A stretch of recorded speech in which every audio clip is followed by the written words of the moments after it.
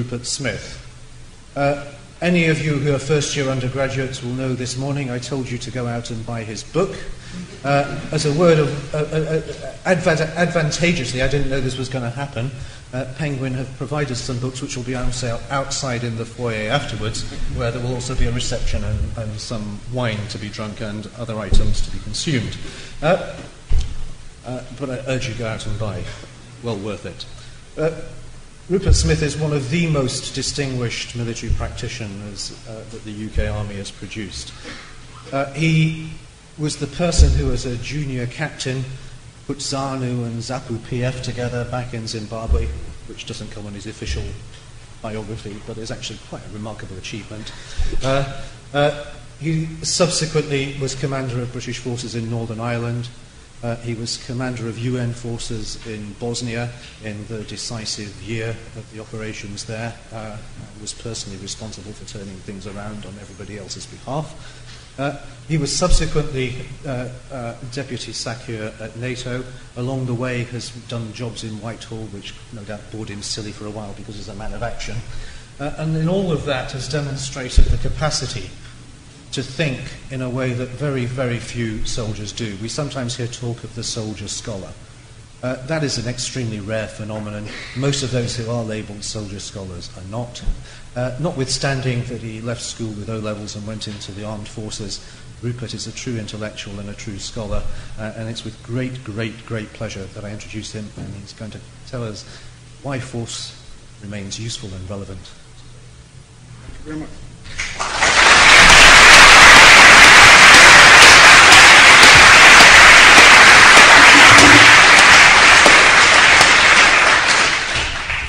I'll see if I can live up to the introduction. I was asked in the original letter I received inviting me to come and do this to give my latest thinking on war amongst the people, to update or give you an update on the utility of force. I'll try and do that for some 40-45 minutes, and then I'll take questions for as long and as widely as you like. Some of you, I'm sure, will want to talk about Afghanistan. But before we go into those questions generally, and those questions in particular, I want to give you a caveat now. I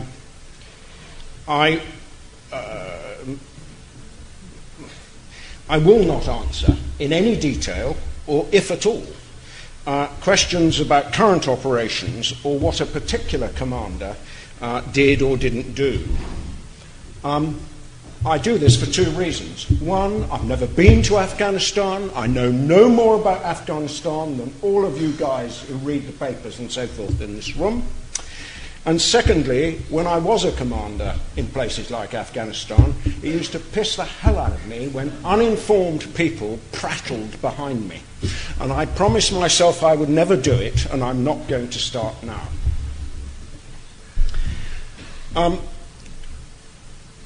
Now, I assume some knowledge of what was written in the book, The Utility of Force.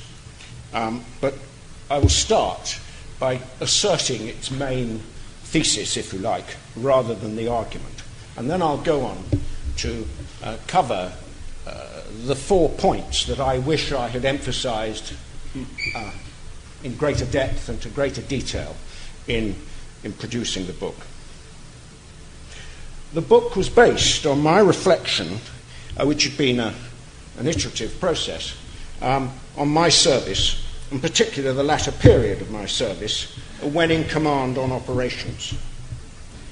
The arguments are based on experience and my attempt to rationalize this experience into a theory so that I could carry the essence of that experience forward to the next one and not reinvent the wheel.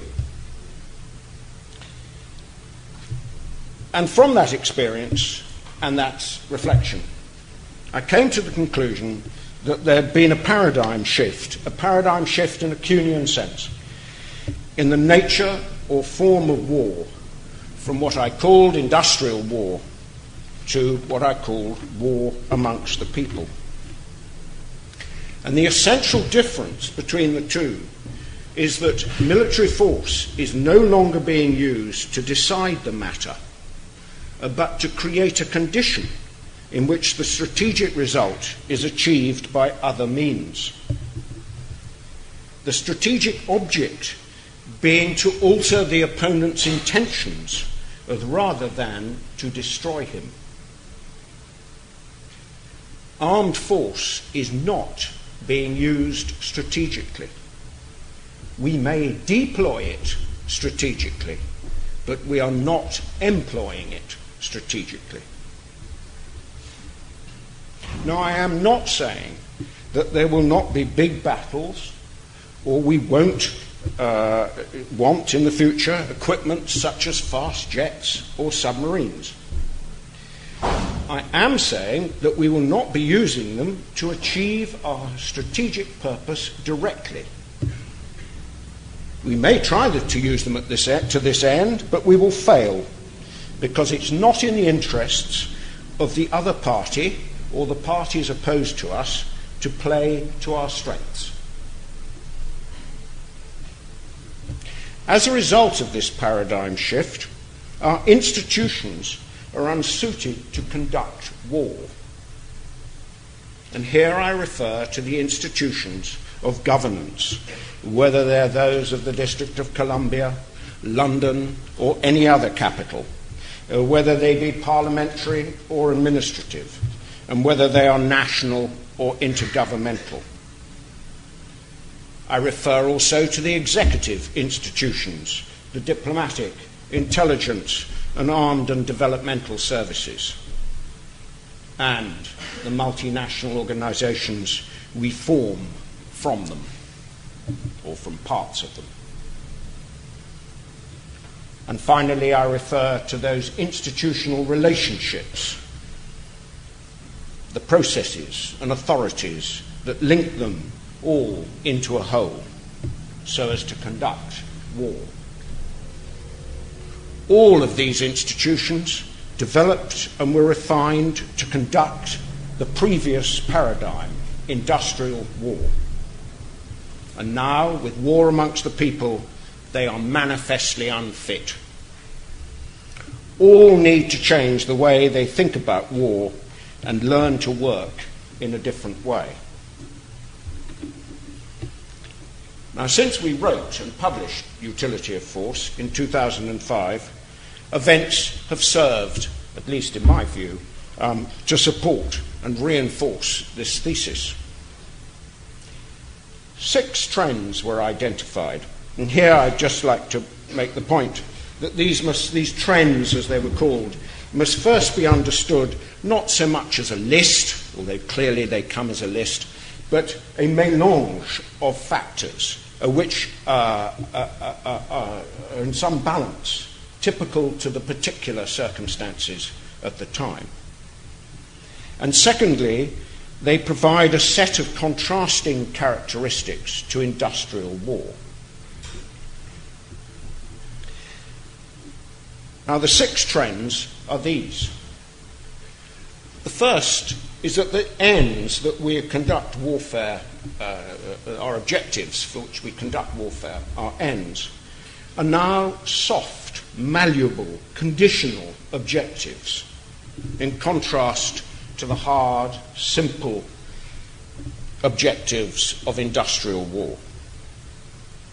The people, the minds, and intentions of the people and their leaders form the strategic objective. General McChrystal's report is emphatic about the need to shift the objective to capture the will of the people. He repeats it a number of times throughout his report.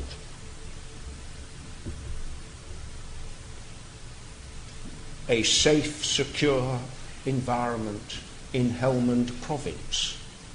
That is a condition. It is in stark contrast to invade Germany or bomb Berlin. Those are hard, simple objectives. We now have these soft, malleable, conditional objectives like the soap in the bath. You catch it, you squeeze it, it slips out of your hand and changes shape.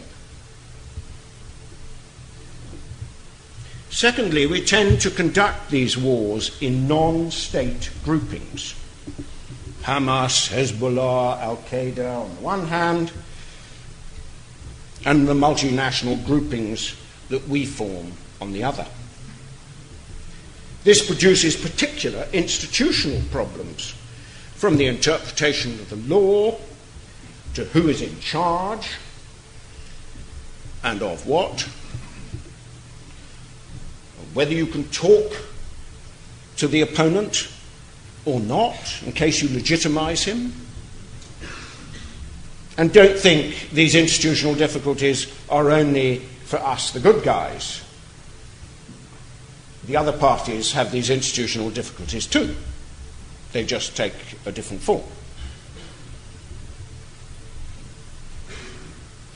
Again, General McChrystal's report has a whole chunk on the need to achieve what he calls unity of command and unity of effort. And if they're using the words of industrial war, he is trying to explain that it is completely missing at the moment from what he's trying to do. It is an institutional failing.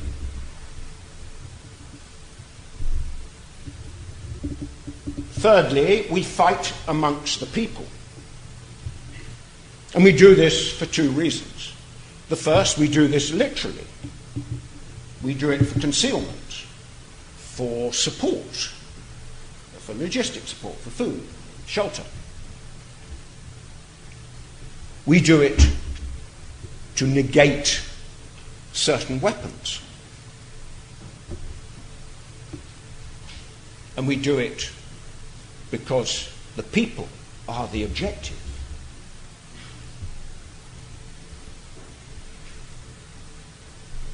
And we do it for another reason. We do it because of the theatre of war. Some of you will have heard me say this before, but it bears repeating. Command of an operation in these circumstances is like being the producer of some gladiatorial contest in some Roman circus. Only in the pit with you is another producer and another bunch of gladiators with a different script.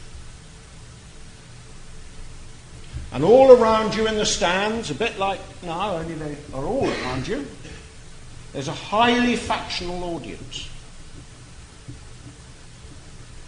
who pay attention to what's going on down there in the pit by peering through the drinking straw of their Coca-Cola tin at where it's noisiest. And with you and those other gladiators in the pit are all the idiots who are late for their seats, the people who can't find their car parking space, the ice cream sellers and the ticket types. And they're all milling around in there with you. And your business as that commander is to write and tell and act the most compelling story in the mind of the people in the stands. And if you do that, you win.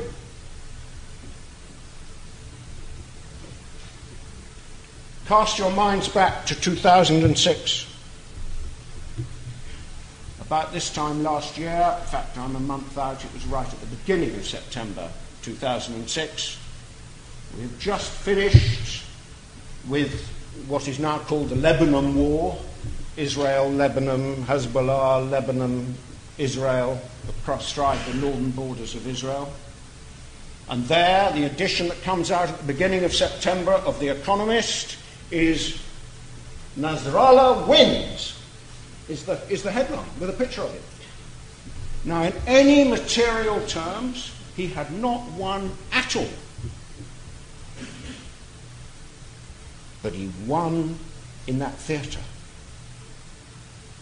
And he was given the victory on the Arab street, and, most importantly, on the Israeli street.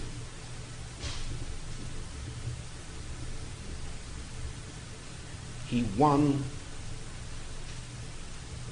the jewel of the producers.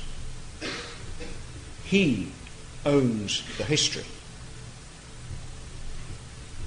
That's what you're fighting for in the minds of the people. And look again at the McChrystal report.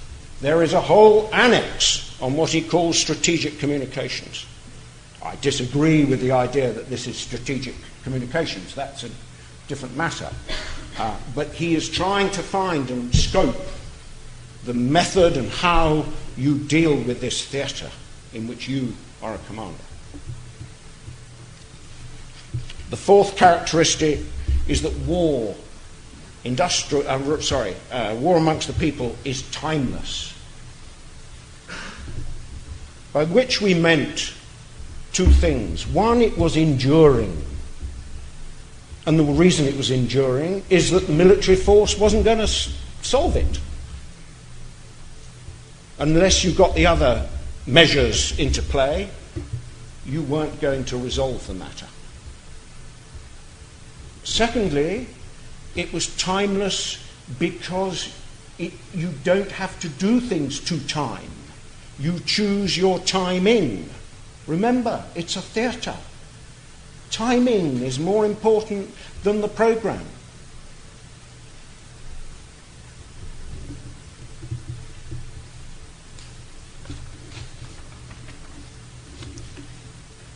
Fifthly, we fight not to lose the force. We do this for a number of reasons. It isn't industrial war. We don't have the industrial capacity to replace our forces. Show me the production lines. In 1990, I am commanding a force in the Gulf, and it occurs to me, there isn't anything behind me. I can't lose it. I have to think of a way of fighting this force so as to avoid loss. I've got the lot.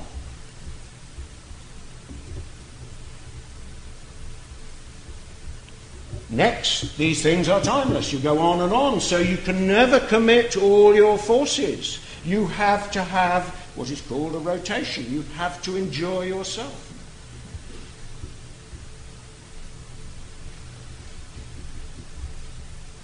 And then there's the maintenance of the popular will to support the war. So the losses, the costs, must be understood in terms of the ability to sustain the political will. And this applies just as much in the theatre as it does back at home. Our objective is the political will of the people. And then the last characteristic is that on each occasion, new uses for weapons, new organisations are required to the ones that we had justified the purchase of those weapons. I can promise you, the files somewhere in some archive in the Ministry of Defence as to why and for what purpose we purchased the Apache helicopter are just a fantasy in comparison to what it's being used for now. We have to change our organisation as well as the way we use our weapons on each occasion. And this is because our opponents are deliberately operating below the threshold of the utility of those weapons and our organisations as we would like to use them.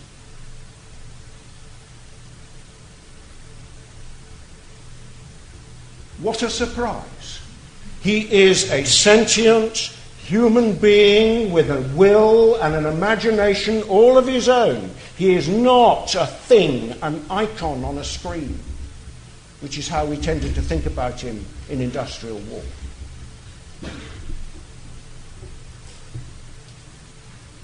Just look at how poorly our procurement institutions are at providing what we need when we need it. They are a product of that previous paradigm. Now, Iraq, Afghanistan, the Lebanon, Gaza, Darfur, Somalia, the Congo, they all give examples of what I'm talking about. Each different according to the circumstances and the opponents who are engaged, but nevertheless you can see those characteristics in play in one form or another. And so for the next 25 minutes, what I'd like to do now is highlight 4 things that I wish I had not made so many assumptions that people would understand what we were writing about and so forth, that I would have enlarged on the argument. I have found it frustrating sometimes that I hadn't thought of these things when the book was written. The first point of re-emphasis is that the paradigm shift is in the form of war, not battle. I thought this was understood, particularly by people whose English is their first language. War and battle are 2 separate ideas, and we have 2 different words to cover the 2 different ideas. Clearly, they are closely related. But we must not confuse the nature of the fight or battle with that of the war. Battle is and will remain as bloody and as frightening as it has ever been. They can be small and involve a few men, or ships, or aircraft exchanging fire for as long as they have ammunition, or big, with formations of all arms being manoeuvred and supplied over considerable differences. But what is important to understand is the purpose of the battle in winning the war. If this crucial linkage is not made and understood, then you have the all too observable phenomena of winning every fight and losing the war, or at least not gaining your objectives and then having to get into the bath and squeeze the soap to find an objective you think you can win. In industrial war, because the strategic objective was to be gained directly by force of arms, the battle and the war became very closely related in what was essentially an attritional relationship in terms of men and materiel. In war amongst the people, this is not the case. Think of this for a moment. The television cameras taking pictures of the fighting, of soldiers and their equipment, and of the aftermath, the dead and wounded, also encourage us to understand war in terms of battle. They are in fact showing a facet of a war, the battle, and a particular battle or a particular consequence at that. Of course, as I've said, the 2, war and battle, are closely related. But the understanding of the one is not achieved by examining the other. And this is not the fault of the media. The institutions conducting the war are inept at operating in this theatre, which is where you need to do this explanation. Consider this. The graphic scenes in a pornographic film or book are in no way descriptive of a love affair in which such things might be done. Why should we suppose that in the other fundamental characteristic of the human condition, beginning with F, fighting, it should be any different? In writing the book, we chose the words confrontation and conflict not as synonyms, but to draw the distinction between the war, the confrontation, and the battle or fight, the conflict. The conflict, the battle, fight, engagement, or incident nests within the confrontation, the war. Of course, we must win our fights. We know what's required to do this. In a nutshell, superior morale and fire and movement relative to the opponent in the circumstances at the time. But it is the linkage of this battlefield success to the achievement of the confrontational goal that has changed with the change in paradigm. The confrontational goal is being achieved in parallel with those of the fight. Other agencies, such as those developing the economy, the system of law and order, and so on, are directly engaged in achieving these confrontational goals at the same time as the fight is going on.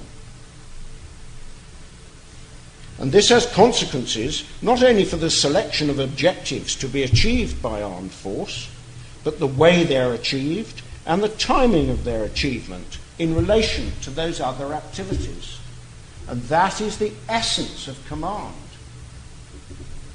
in these war amongst the people circumstances. In industrial war, military objectives were understood as incremental steps on the path to the strategic objective. In warfare amongst the people, the military objectives should be understood as fulcrums, about which the effects of the other agencies gain leverage to advantage. For those of you who like a little metaphor to help understand what I've just said, think of yourself in your car one wet night on some country lanes and you have a puncture. You climb out, you find the jack, and you start to jack up your car. The first thing you have to do is to find where to put it on the car. It's if there's usually 4 different places and it's difficult to find and they're covered in mud. But eventually you get it located and then you start to jack it up. Unfortunately, the ground is so soft that the jack goes downwards and doesn't lift the car.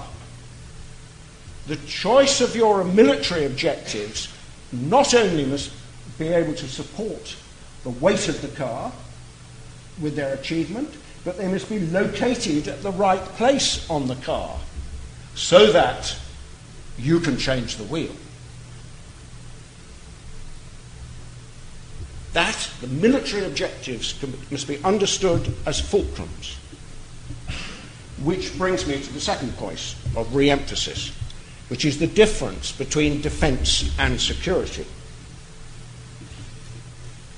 Too often, these two words are used as synonyms,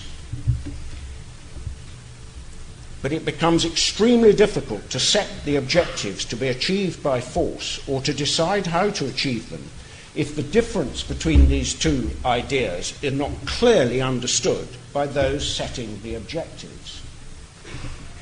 Now, the gravest risk of oversimplification, because in truth what I'm about to oversimplify is a lecture in itself. Defence is this. Defence is the defeat or deterrence of a patent threat. It is a bilateral relationship. If one or other party doesn't attack or defend, you haven't got a patent threat or the need to defeat or deter it. It is a bilateral relationship with a unilateral outcome, win or lose. The judgments are made entirely objectively on threat and loss.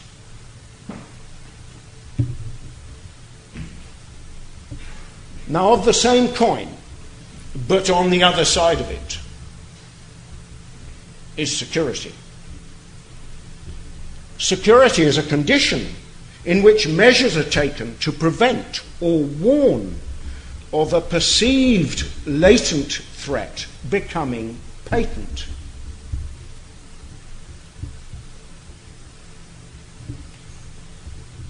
It is a relationship based on a unilateral judgment of one's own vulnerabilities. A unilateral, you enter the relationship unilaterally, and you finish up with a bilateral relationship, which is the security measure. If you want a little metaphor to describe these two, again, let's get in our car. If you will have a seatbelt, some of you will be rich enough to have a car with an airbag, and some of you will be even richer, which is more than me, so you've bought it so it's got a specially strong frame and all the rest of it. Those are defensive measures against the patent threat of being impaled, for example, on the steering column. But you drive the car securely. You pay attention to the weather, at least I hope you do, the traffic signs and so forth. We drive securely within the regulatory arrangements of the traffic rules. And every car going in the opposite direction, and all the ones going in the same direction as you, just in front and just behind, are in bilateral relationships with you, based on that set of rules. And mostly, we drive securely. And you're making, all the time you're on that secure side of the coin, you're making subjective judgments. Not of threat and loss. You're making subjective judgments of risk and reward. I've got to get to work on time and get the children to school, or whatever. Same coin, two different sides. Now, the objectives in the conflict, battle or fight, are clearly defensive and are clearly the business of your armed forces. But those in the confrontation are all to do with security, the achievement of a relationship entered into by each party on the basis of their individual perceptions of their vulnerabilities and risk and reward.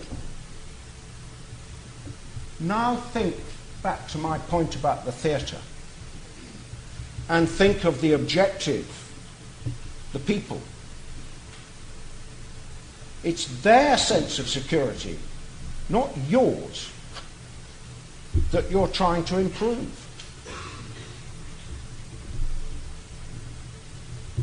And bombing the hell out of a wedding party doesn't help. I repeat, fights and battles must be won. However, these military objectives must be achieved in such a way, time and place, that in winning, their achievement enhances the sense of security of the population. Until the people feel secure on their terms, you will not root out and neutralize the opponent. The essence of the generic strategies, of the strategy of provocation and the propaganda of the deed, read your Lenin and others, are intended to get the opponent, us, the good guys, to react militarily in such a way as to create a sense of insecurity to the advantage of the opponent's cause. A good rule of generalship is not to cooperate with your opponent. And now to my third point of re-emphasis, the level of the fight, the boundary between the conflict and the confrontation, where these objectives change from those of the conflict, defense, to those of the confrontation, security. Now, this boundary line was described in the utility of force as the level of the fight. And the level of the fight it describes the boundary between the conflict and the confrontation in command hierarchy terms. At and below the level of the fight, the commanders are seeking to achieve defensive objectives in conflict. Above it, the objectives are those to do with security, the confrontation.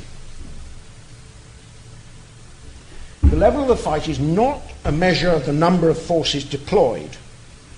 It defines the change of purpose of the commander.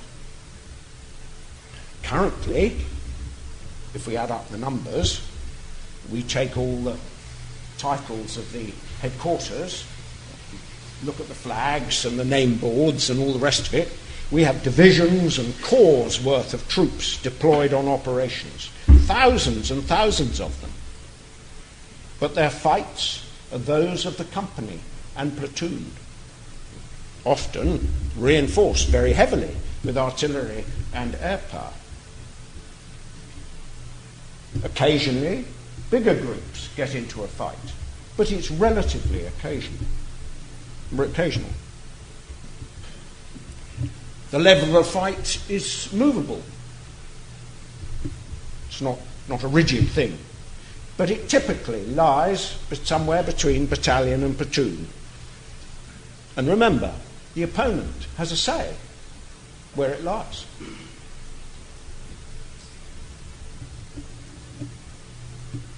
Now, the commander of the forces in the fight, usually one of those platoon or company commanders, has a clear objective: win the fight.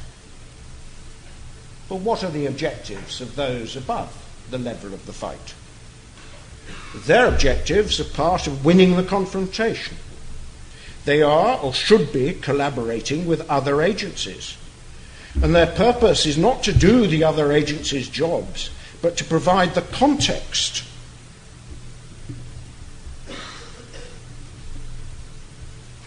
The context, in the first instance, for the military acts in the conflict.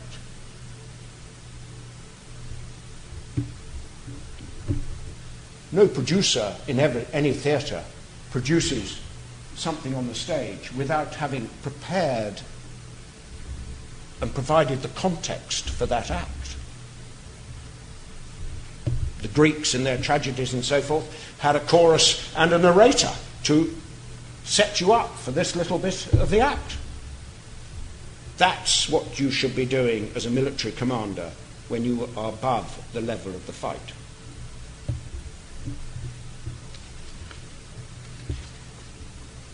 Just to give you some idea of what I'm talking about with some examples, drawing on my own experience, in the 90s, on 3 occasions, I commanded forces of a similar size in terms of number of men and equipment. The Gulf in 1991, 20,000 plus men and women, and 7,000 aircraft and fighting vehicles and so on. Bosnia in 95, more or less the same, different. There was something like 10 major contributing nations to this force and so forth, but it's roughly the same number of people and equipments. And then in Northern Ireland for 3 years, again coming in at about 20,000 men and women and 7,000 vehicles and equipment. Different vehicles and so forth, different equipments, but coming in at about the same numbers. Now, in each case, the level of the fight is different. In each case, the objectives are different. And in each case, the force had to be organised and used completely differently. In the Gulf, the level of the fight was set at brigade, although I anticipated, if we succeeded, I could reduce it to a battle group level, and by about day 3 of the attack, that is what has happened. But you had to set the force up and get it in a position to be able to do that.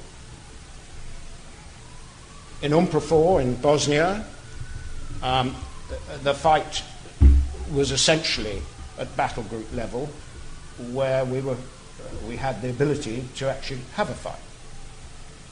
There the problem was making sure the fight was where I could have it, as opposed to anywhere else. and in Northern Ireland the fight was typically a 4-man, perhaps a 12-man patrol.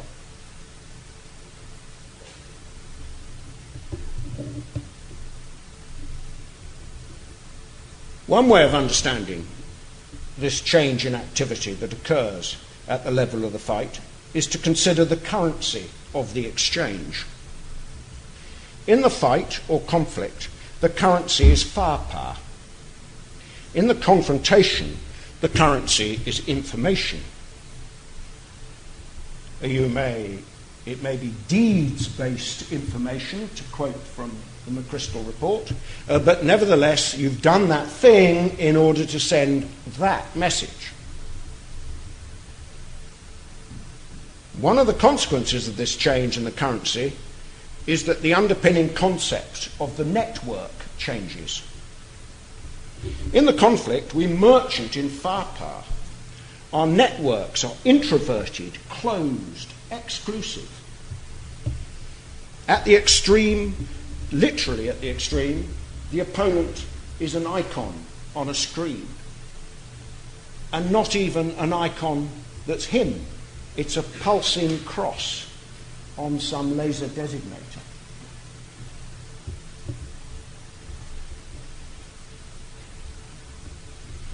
In the confrontation, we merchant in information. We are working in parallel with other agencies. We must communicate to learn, to influence, and our networks need to be extrovert, open, inclusive. The military are acting in support of the other agencies.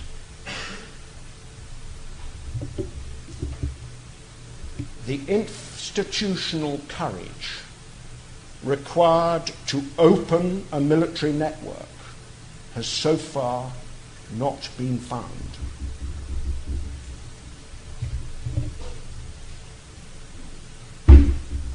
Are we organised to be able to do this? In most cases, we are not.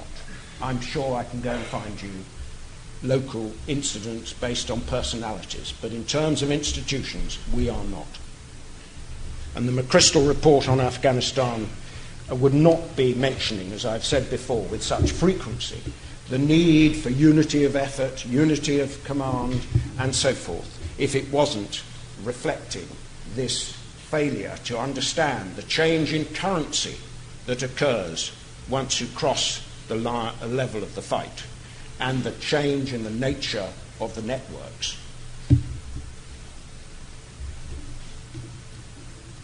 Which brings me to my last point. Command or direction of the operation. Our concepts of command originate with the previous paradigm, industrial war. Essentially, there is a vertical authoritarian structure of divide it up and pass it down. That's if it's bad news, and if it's good news, blob it all up and move it up the tree. Provided those at the top know the objective and have a master scheme, and everyone does what they're told to do, the assumption is that you achieve your goal. And to a point, this concept is still valid in the conflict. To a point. However, I think a campaign in war amongst the people, which is ultimately about winning the confrontation, must be directed rather than commanded. Given the broad mix of participants, it cannot be possible to always agree on a hierarchy, an essential component of command in the industrial model.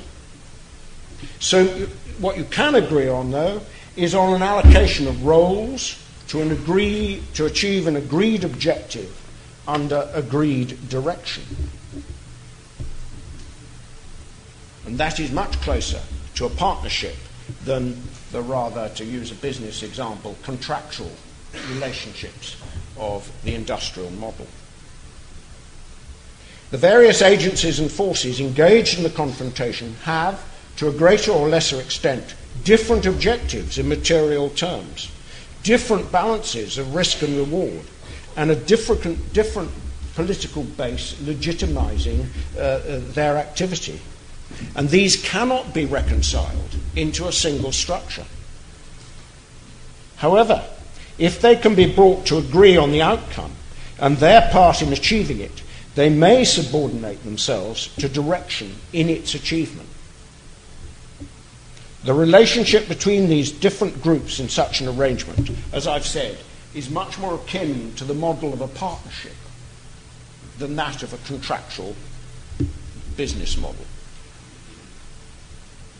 Our opponents, more often than not, operate in this partnership model, which is one of the reasons their command arrangements are difficult to attack. And when we do kill or capture a particular leader, the consequences often do not fulfill our expectations. We have yet to work out how to direct rather than to command a campaign. Afghanistan being an example that's current.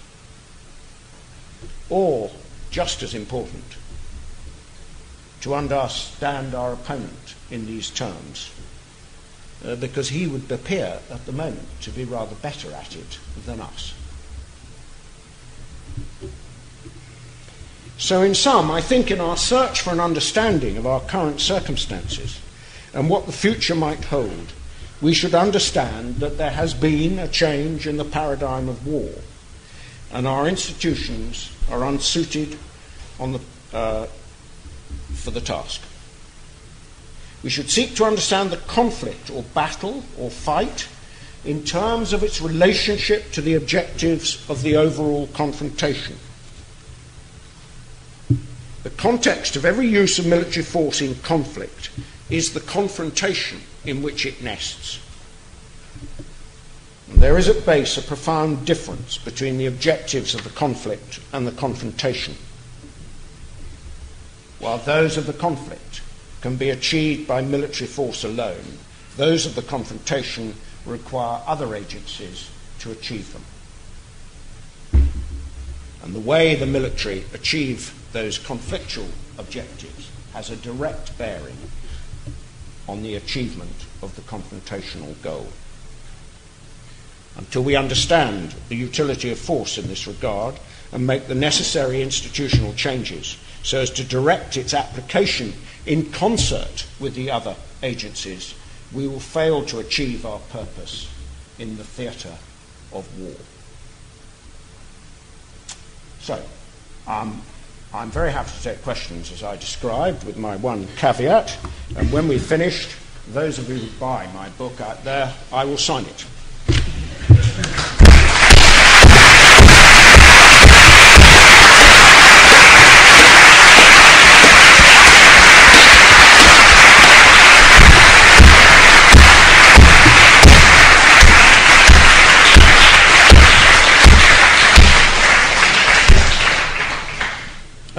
I am going deaf, so will you please... We have two roving mics. That doesn't always help. Sometimes it's counterproductive as well, I know, but we'll give it a try. We have initially formally about half an hour for questions. However, there's already been an indication that if there's an appetite for it, we'll go on a wee bit longer. General Sir Rupert has agreed that it's probably better if he fields most of the questions himself, so just raise your hands. I will try and help by directing microphones in directions while you're already answering questions. The one thing is that I'll try and keep an eye out around the edges and the corners, where you probably can't see. Lady down here, we can start with it because she's very close to a microphone and that will get us going. Dr. Krystyna Maria Wilczek. I do admire coefficient of intelligence military, that you are always efficient and you would like to win optimum, but we can avoid all the tragedy and all the problems of all the conflicts if politicians would be more intelligent, because I believe that politicians stick to the structure which are not any more efficient. And we need desperately to create new international organizations, such which can give a peace guarantee for the entire world. And it's much more intelligent to use military gentlemen for prevention of conflict, for prevention of war, than let them killing each other. That's my proposal. What do you think? Could, when you hold the microphone, could you hold it somewhere away from you? Because it doesn't help my hearing if it's too close. I think what you asked me was, could politicians be as intelligent as me,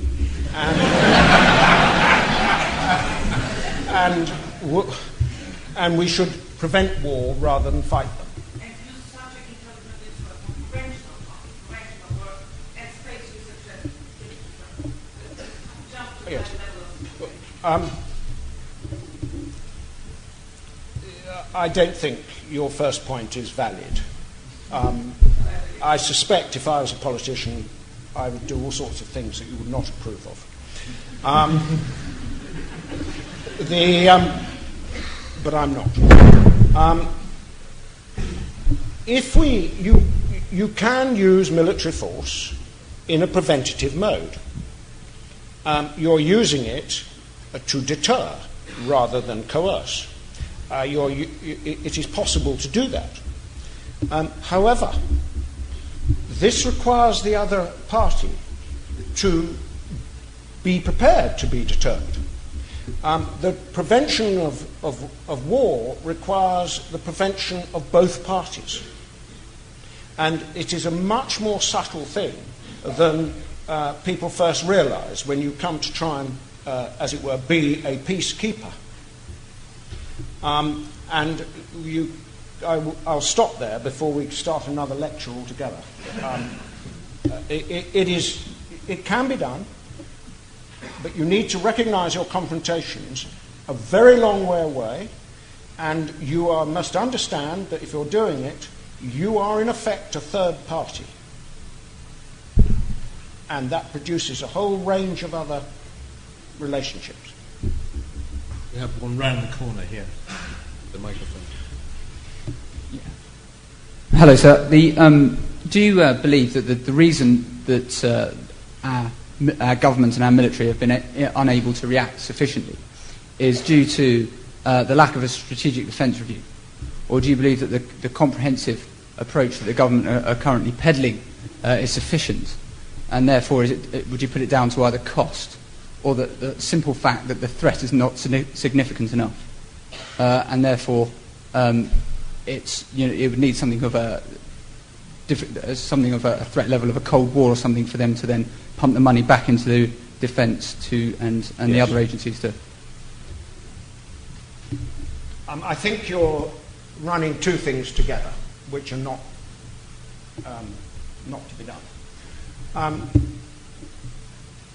The purpose of things like strategic defence reviews and so forth is, as they're currently thought of, is connected with the previous industrial warfare model, particularly in terms of the acquisition of materiel. But it's to position the state, the nation. We are not operating as nations. We contribute to something. And this is our institutional problem, because it is NATO or the UN or whatever coalition or alliance that we've contributed to that has to make the plan. But we are not allocating the authorities to that body to discharge the responsibilities we're giving it. The comprehensive approach is another cry that gives you examples of what I'm talking about.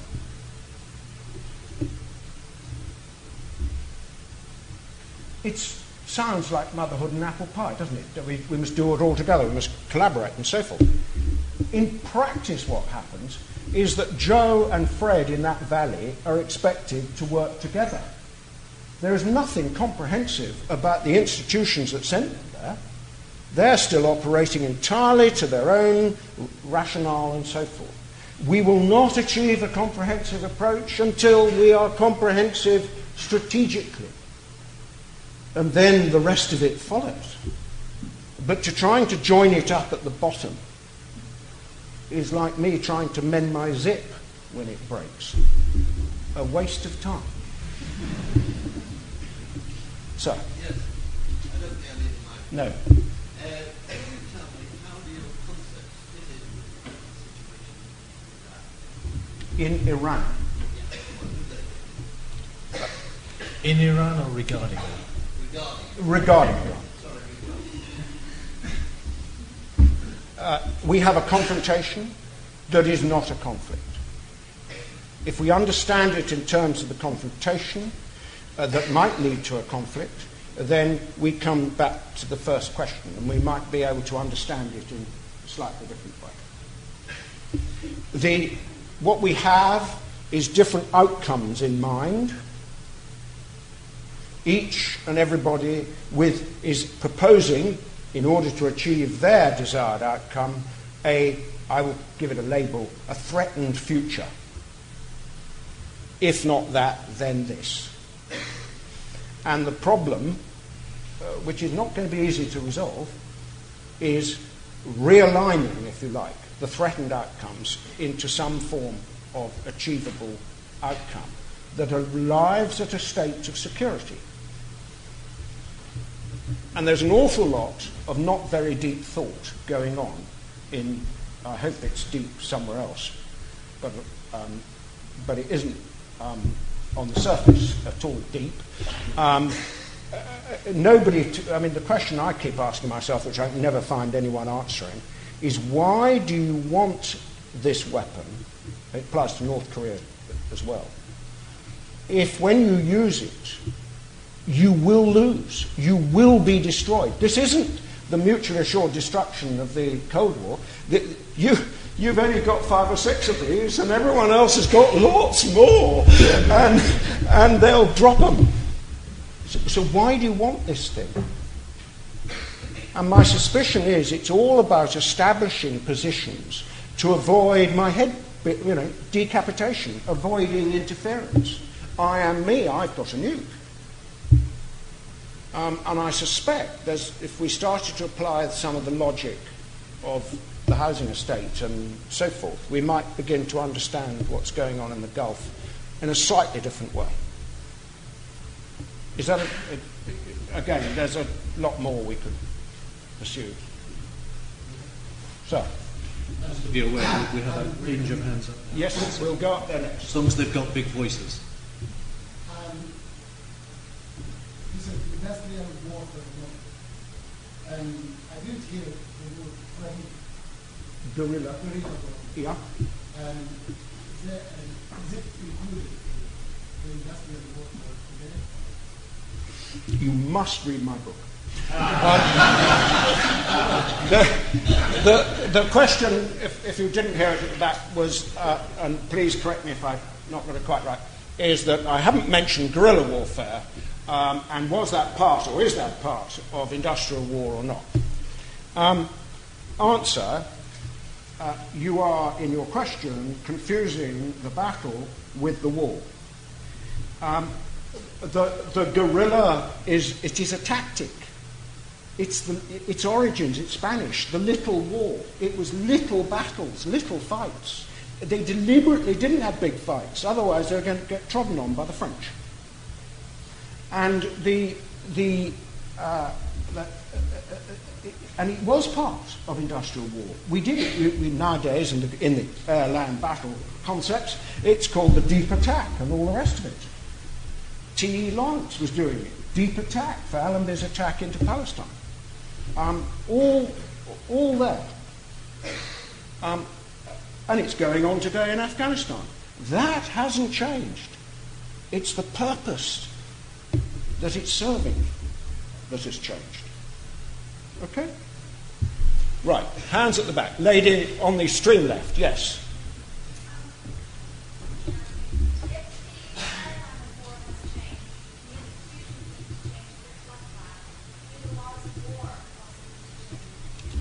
If the paradigm has changed and the institutions, should the laws of war change?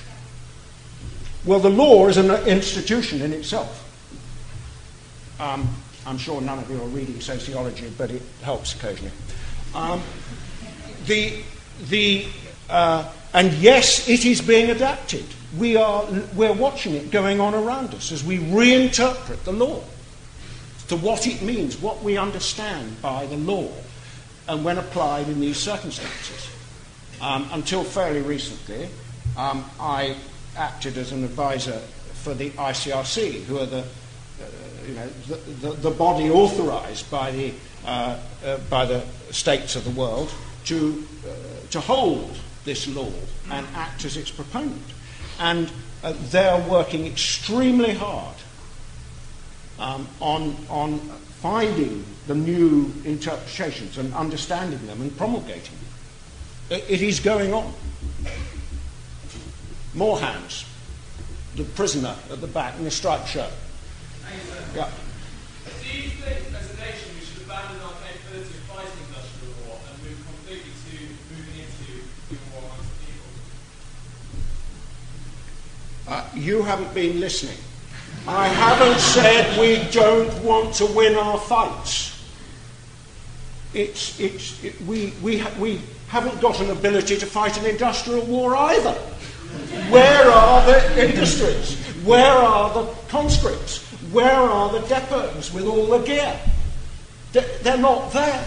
We can't do it. Nobody can do it. And the reason nobody can do it is because we've invented the atomic bomb and space-based and space-guided precision weapons. And you have an industrial capacity because you have cities. And industrial capacities demand a system with nodal points. And the best thing for attacking nodal points is precision attack with space-based weapons. And the best thing for attacking cities are weapons of mass destruction. So we don't do industrial war anymore. Van Creveld spelt it out quite clearly in 1990. Any more? One at the back in a suit.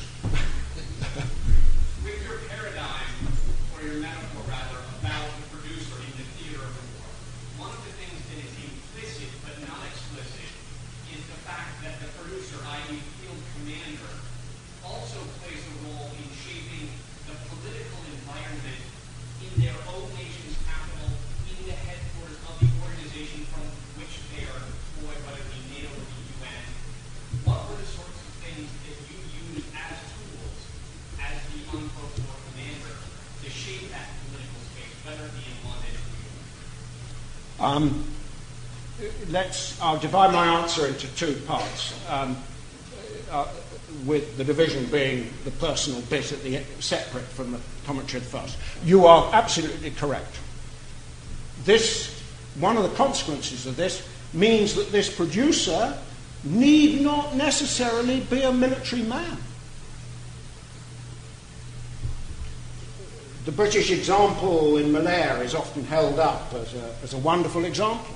And it just happened to be a field marshal called Templar who was running the show. But he wasn't acting as a soldier. He was a viceroy.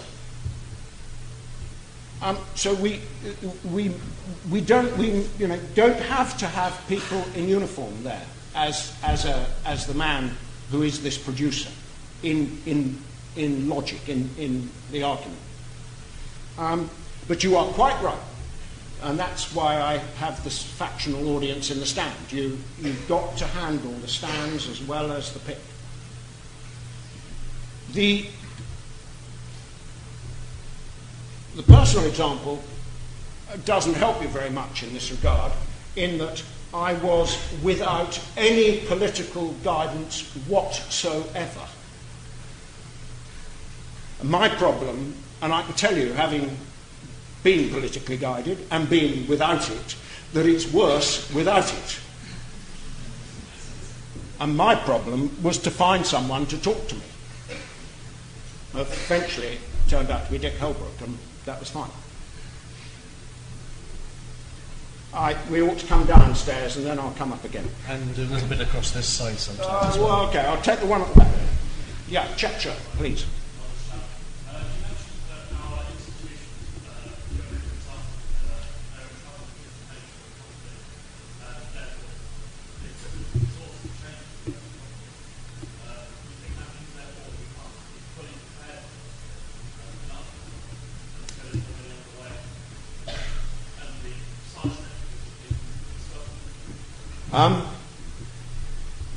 We are manifestly unprepared at the moment. So whatever we think about our current system of procuring the gear, it ain't working. Now, you can say a bit of that's loot, a bit of that's bureaucracy and so forth. I don't think those are actually the problem. The problem is that in industrial war, on which this model was built, to grossly simplify the thing again, your nearest, largest neighbour was the assumed opponent. And you couldn't have you can't have a strategy until you have an enemy. It's a logical impossibility. So there is your enemy. Now I can have a strategy. And you needed this strategy, and you needed that nearest, nastiest, biggest opponent, because the whole of the business of the Ministry of Defence is to acquire the resources for war in a time of peace. It's not there to fight a war. Institutionally, it's there to prepare for a war by getting its share of the nation's treasure. Watch the Pentagon at the moment. I mean, China, they've got their fingers and arms are right in the mangle of Iraq and Afghanistan, and my God, we've got a problem with China coming up, because they need to argue for their share of the loot. And this is an institutional logic. It doesn't necessarily reflect reality at all, and it doesn't get you the kit you need for what we're actually doing. So we've got to break it out of this assumption that we know who the opponent is and how we're going to fight him. And it goes back to the question about, which I was unkind about abandoning industrial war. That isn't how we must think about it in the future. We must have a bag of tricks, a golf club, bags of tools or whatever metaphor you care for. That, of course, and we want good ones and so on and so forth. But you don't organise them and you don't work out how you're going to use them until you have the actual opponent in the actual place and in those actual circumstances. And your first stage of any operation is to learn, is to find out. Not to go blundering in, as in the Schlieffen Plan, which didn't work either. But they had quite good kit. Now, over here, man with hand in hand. Do you believe that NATO can survive as a war in Afghanistan? As a what entity? A meaningful entity. With difficulty, unless it does something about it. So, I should enlarge a little. NATO was invented as an expression of a strategy. It was there to demonstrate the strategy. It was never intended to have ab initio strategic thought. What's more, it can't. It only deals with armed forces, and strategy is more than armed forces. Its political component is all about holding the alliance together, not doing something with the alliance to somebody else. And so it isn't suited to make strategy ab initio. It is a tool, a strategic tool, but it's a tool. And think of my definitions of defence and security. They are particularly helpful in understanding NATO. People joined NATO for security.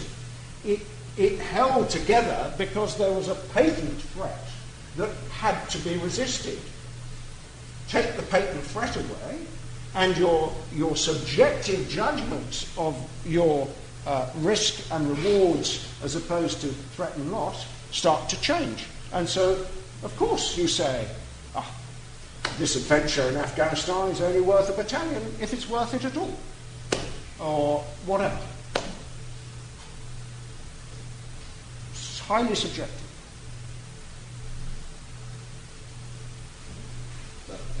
I think David Morgan, Crystal Point, War Studies Alumni Group.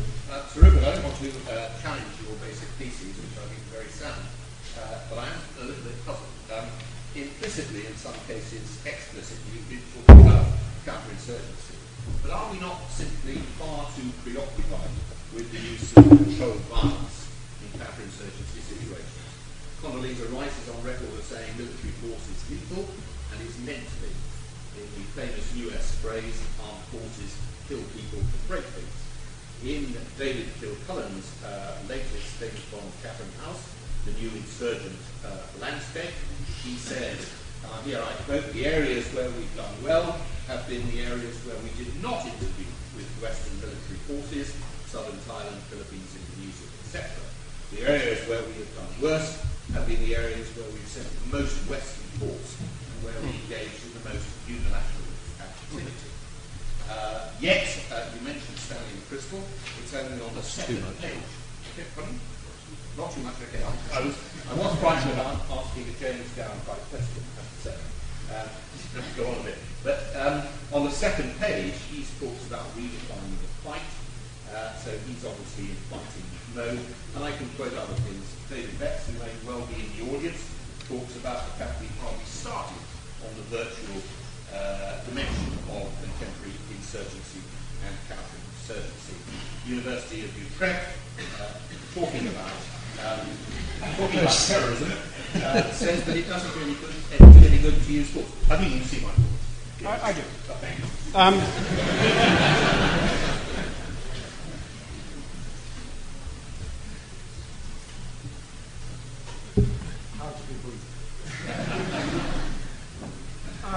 I'll go back to what I said about the fight as opposed to the confrontation.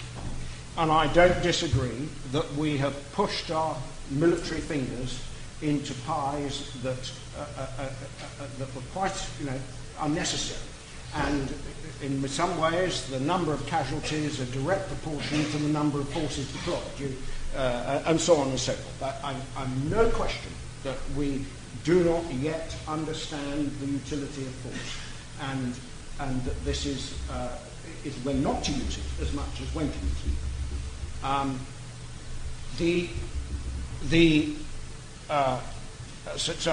not in disagreement. I don't care for the word counterinsurgency because it's another of these labels that are trying to differentiate an activity from something else, which is state-on-state war, or conventional war as opposed to irregular war, or this is hybrid, and so forth. All of these things presuppose that the fighting and the war are ways of identifying the two activities. And I don't think that's a sensible way of going about it.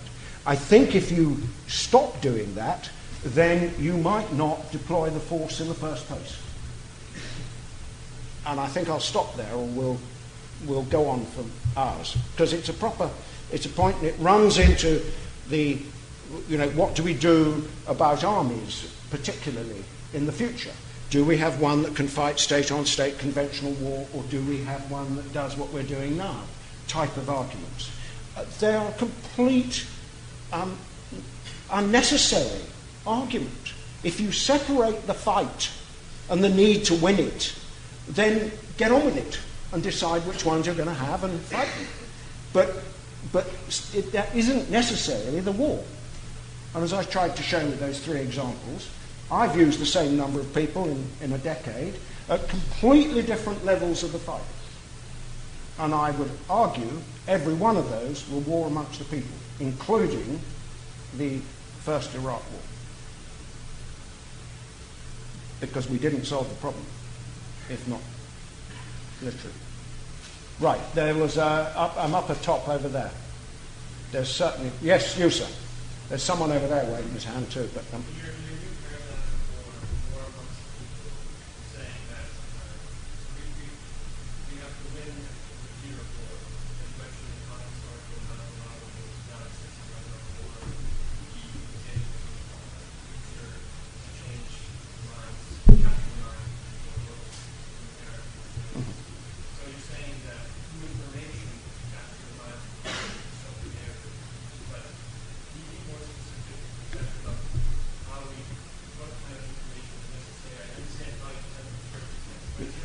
Sorry, I lost you. Can I be more specific? Can you be more specific about what information is necessary to capture the minds of vessel in the theater of war? Because obviously you have a certain circumstances of each moment, but is there a universal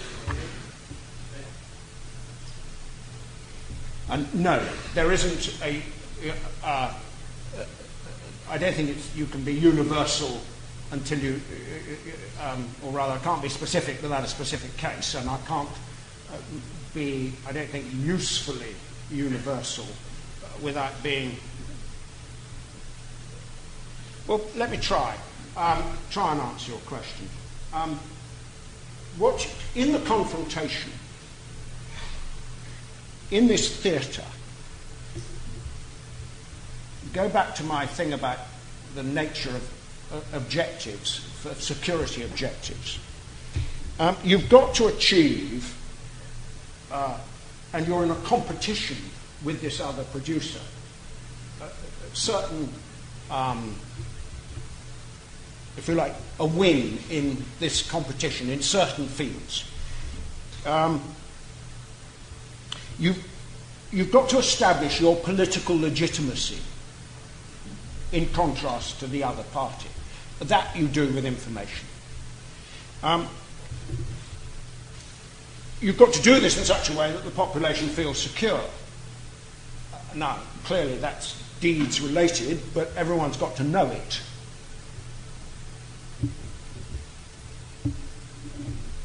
You've got to be able to establish a structure of administration, at least of law and order, suitable for that place, that society. I'm not for 1 minute suggesting you translate Chelsea to somewhere else. It's local, but it's got to be there, and ultimately, law works on information, evidential information, and so that becomes part of your of what you're doing in this theatre.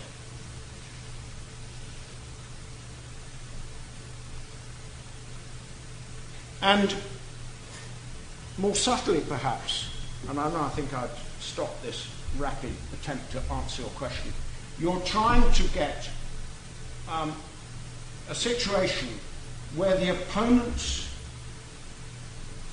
the cost in presentational, informational terms of your opponent's military acts are such that he is deterred from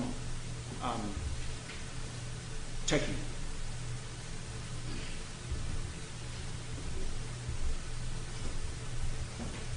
It was interesting to see how street rioting in Belfast reduced at a similar rate to the increase in home ownership.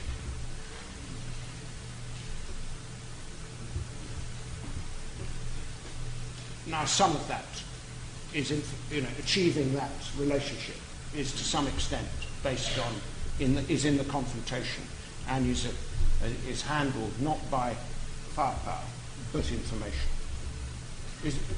That was a rather big hand, small man, and you'd have to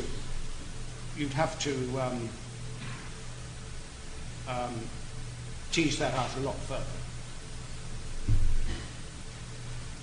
Rupert, The lady at the back. can I just say that we've in the course of that answer, we went past our official finish time. I'm going to propose we go for 15 minutes additional time, conscious that there are people out there waiting to serve drinks who want to go home as well. But we'll enjoy the fine here just a little bit longer. Following the evolution from industrial war to war amongst people, what are your prediction on what will be the next one?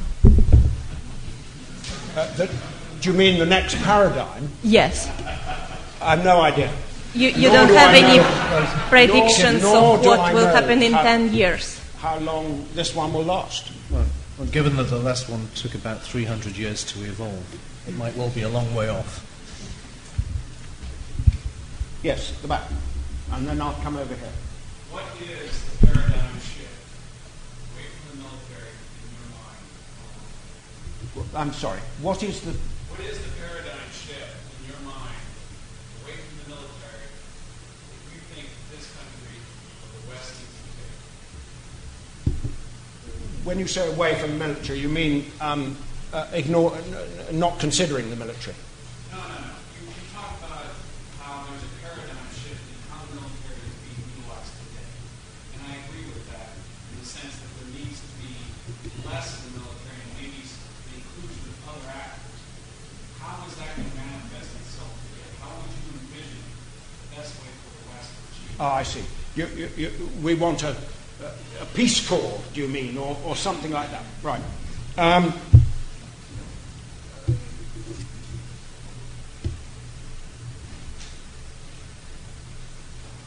The first thing is that we have a mass of intergovernmental and non-governmental organisations out there already.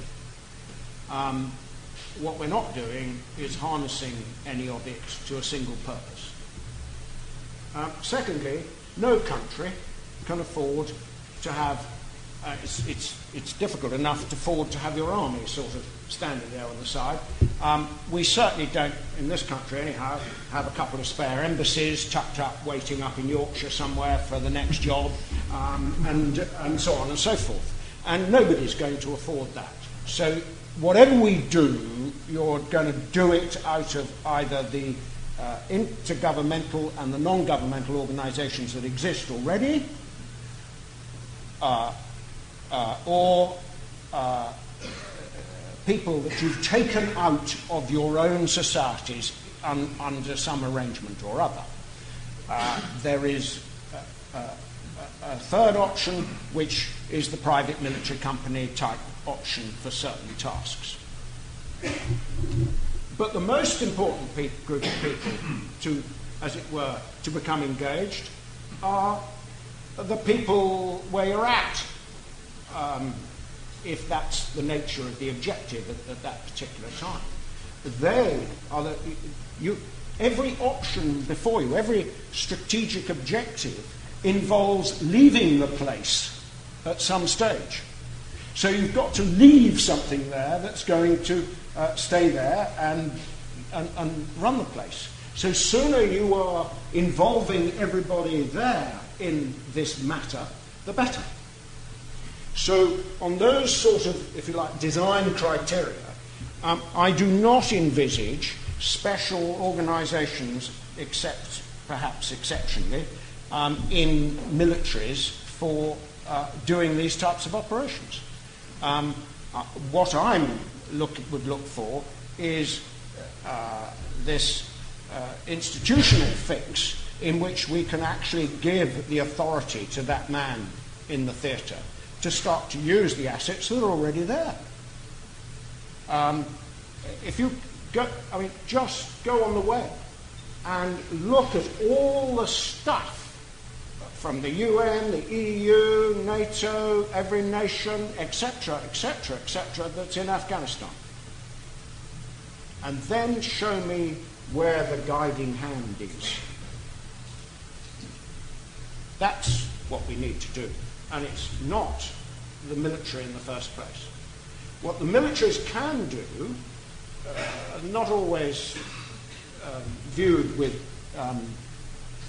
enthusiasm by other agencies, but the militaries can produce what I would describe as the bearer system on which everything is carried.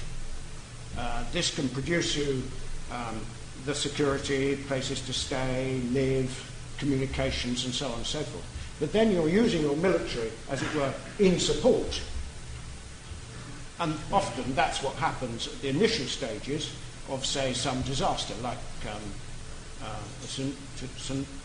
the tidal wave, I can't say the word, a few years ago.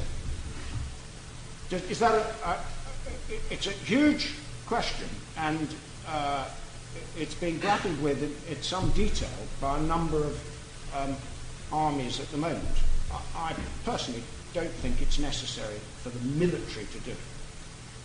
It's not a military task. As the man said, we kill people and destroy things. If you don't want that to happen, don't put us there. I agree with that. And that was the point you made during your discussion. I didn't miss that. But what form does it take now?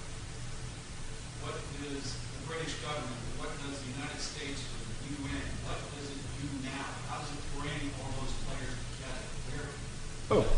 It puts Rupert Smith in charge of it. Well, it puts you need. It doesn't have to be a man. It needs to be a body. And I'm not making a gender point either. My point is, it could be a number of bodies. You need some source of direction, and that source of direction needs to have the authorities to match the responsibilities. Now, for that to happen, the governments, as it were, are going to have to be a great deal more unrestrained in how they hand their asset to that source of direction. If that's what you meant, then yes, you are redefining, if you like, those authorities. And that's going to be difficult.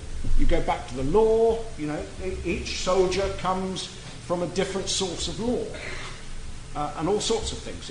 It's not easy, nor will it be quick. So, as well as Afghanistan, in South Asia, you could argue the greatest threat to regional stability and also threat to the UK is Pakistan, and the instability there, growing Talibanization, etc. And yet, Pakistan has got its hands tied behind its back slightly because of their industrial age confrontation with India over Kashmir, and they're still sizing up against each other, buying loads of tanks and manning their eastern border when actually they could be solving the problem there. How do you see we should, or the international community should solve or tackle the issue of trying to diffuse the India-Pakistan situation and deal with potentially the greater threat of Pakistan rather than Afghanistan? Well, I mean, we differ in the analysis, if I've understood the question. India and Pakistan have been in a confrontation for the whole time of their existence. They have fought one or two quite short, big fights, but they have not done anything about resolving the matter.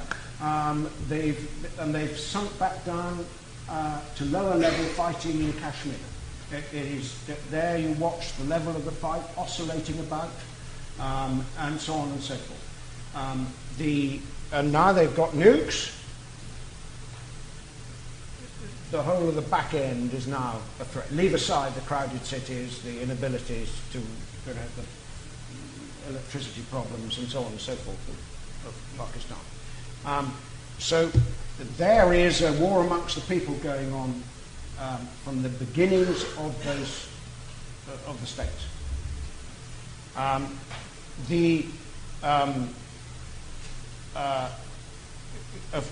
Of course, we need to try and resolve that, but we have got a very small part, however threatening it might be to us. This is something that's going to have to be resolved in the region and dealt with on the basis of that region and, as a whole. I beg your pardon? That can help. Rupert, can we do two more questions, and if they're really, really quick questions and answers, maybe three. Okay, I'll try and be quick. Yes. Yeah, that's you with the hand. Yeah. I'd like to ask why, in your opinion, have military institutions, civil institutions, so far not succeeded in adapting to this kind of action discussing the book? Is it simply a lack of institutional courage, as you put it, or is it something that's more intrinsic to the very organisational makeup of those institutions? In trying to understand how to attack an institution, I started to read about institutions. and I discovered a great deal. And the answer is that institutions tend not to change until they're very frightened. That's to be oversimplified, but all institutions, whether it's the couple who are married to an army or a Department of State, they all have a story, a narrative. Religions have them, and it's so sacred, it is the essence of the religion. But they have a narrative.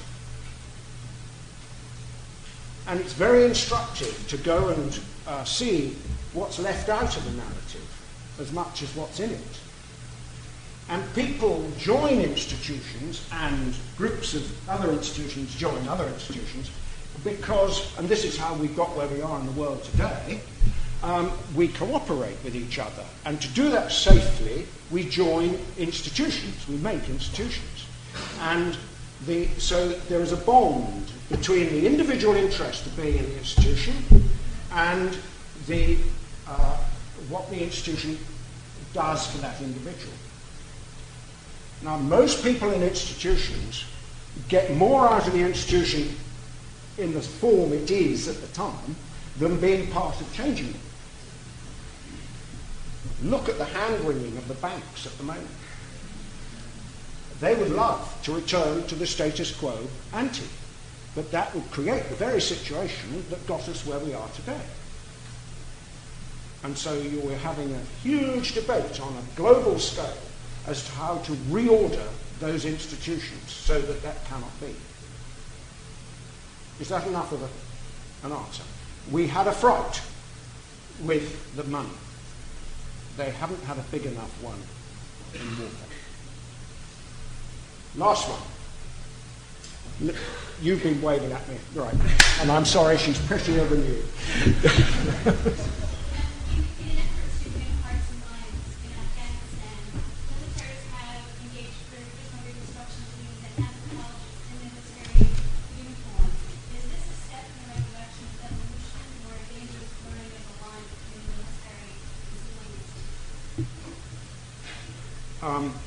I don't think it's the latter. It might be in a particular case, but I don't think it's the latter. I would like to make it clear, and you've used the words hearts and minds, not me. That is not what I've been talking about. You don't have to have their hearts and minds to be acknowledged as having political legitimacy. And so on and so forth. This is a different objective. And building a school, however worthy in itself, is, thank you very much. But has that altered the price of fish in Helmand? No, it hasn't. And it certainly doesn't alter my loyalties to my tribal leader or whatever. And by the way, I'm still getting good price for the poppy. This thing's got to be understood in a much bigger run. Now, of course you need anthropologists. Your objective is the people. Your whole of your intelligence operation shouldn't be called intelligence. It's to understand your objective, those people, and the people who can start to explain institutions in terms of that place and so on and so forth are the anthropologists. Yes, you need them. And our intelligence analysts and so forth should start to understand those sorts of factors. Whether you are talking about Iran or Helmand Province. Because the appeal to the nuclear weapon in Iran is for the people as much as this is a straightforward state-on-state thing. Rupert, this has been an excellent session. I have to remind people there are drinks and books outside. In the introduction, he's more than lived up to the billing anyway, but in the introduction he's reminded us I missed out being commander of the UK 1st Armoured Division in the Gulf in 1991. And that's crucial because that also gave him enormous reputation and influence with the United States, such that through the rest of the very, very murky and sometimes bitterly argued 1990s. Every time London had a problem with Washington, Rupert was put on Concorde and sent over to go and quell things and sort it out. The Americans listened to it. If you read Wesley Clark's Waging Modern War, you can see that the key lines were clearly listened to Rupert Smith and wrote them himself afterwards. And I've no doubt that McChrystal has read Utility of Force. I'd be astonished if he hasn't. And you should all go out and do the same. Go and buy the book. And Rupert, thank you very, very, very much again.